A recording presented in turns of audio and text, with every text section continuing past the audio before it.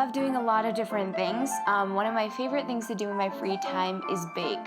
But I don't know, I'm not really good at it, but that's okay. I also fly gliders, dance Indian classical. I also love playing the piano. I think that's pretty good. Oh, fencing.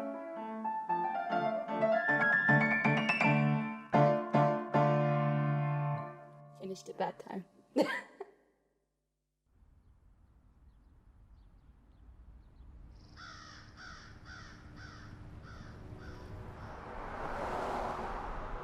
My name is Gitanjali Rao. I'm 15 years old and I'm an innovator, scientist, and promoter of STEM. I won the 3M Young Scientist Challenge and I'm Time's Kid of the Year. I am a South Asian girl and you don't really see a lot of females, let alone females of color in the field. And that became very frustrating and very isolating. Just that idea of there's nobody else that looks like me. A lot of times I'm overlooked for my capabilities or I feel undermined just because people don't view me as a scientist or an innovator. People don't think my ideas are valid just because of how I look. And that's not right. This stereotype shouldn't even exist in the first place. We have created this bias standard of what a scientist is. And I'm hoping to really flip that script and change that. A scientist is anybody, and it shouldn't be based on age, race, or gender. I'm excited to be here today with It should be based on our capabilities and our drive and motivation to tackle world problems. Apply that to the real world. So how can we use science and tech as a catalyst for social change?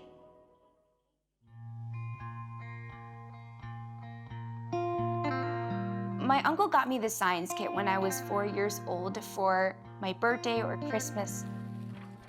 I can tell you that that is not what I wanted for that birthday. I wanted a Barbie dream house, and I never ended up getting it, and I'm very fortunate for that. I think this science kit allowed me to discover this knack that I had to solve problems, and it was using the means of science and technology. It's always felt right. So my biggest inspiration to solve problems was honestly just to help someone in the world out there.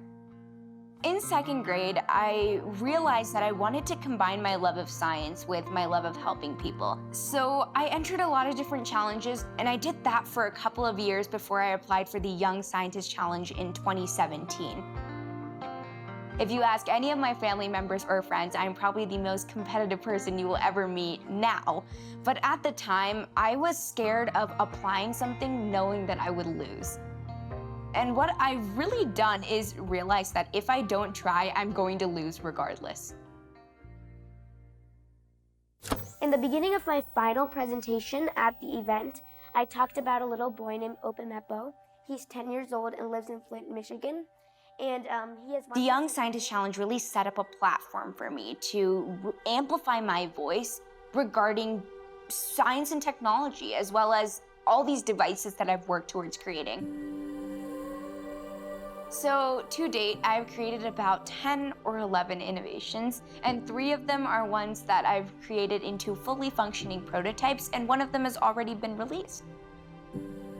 I'm continuously solving problems that I have a connection to.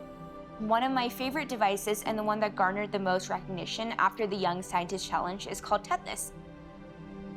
Imagine living day in and day out, drinking contaminated water with dangerous substances like lead. I heard about the water crisis in Flint, Michigan, and it was absolutely appalling to see how many kids my age were essentially drinking a poison every single day. And it has these carbon nanotube sensors that are built into it that are exposed to the water. This is the interior of it, which is made up of a little microcontroller, as well as a whole circuit, which is essentially able to measure resistance. And that's what identifies the lead, is the higher the lead, the higher the resistance. And it sends all the data to your mobile phone on an app that I created. One of our family friends ended up getting into a car accident in which When the doctor prescribed medications, he ended up becoming addicted to them. It was just so scary to see all of that go down firsthand. This is Epione, which is a device that helps to diagnose prescription opioid addiction. Kindly is an anti-cyberbullying service, so basically it uses the latest developments in artificial intelligence, machine learning, natural language understanding and processing to pick out words or phrases that may be considered bullying. At one point, I didn't think I wanted to innovate anymore. And the reason for that is I was tired of being pushed over to the side just because of the way I look. Our generation is growing up in a place where we're seeing problems that have never existed before. And it's up to us to now realize that innovation is not an option, it's a necessity. You know, one girl cannot solve all of the world's problems. And that's exactly why I'm hoping to solicit new innovators into this world of STEM. All of us can make a difference. It's just about finding that one thing you want to change and changing it. I want to use science to inspire kindness. I cannot see a world filled with positivity and kindness without science involved. Science is a force for good in the world. You can do so much with it, but you can also really find yourself with it. And I think that that's the beauty of science and technology.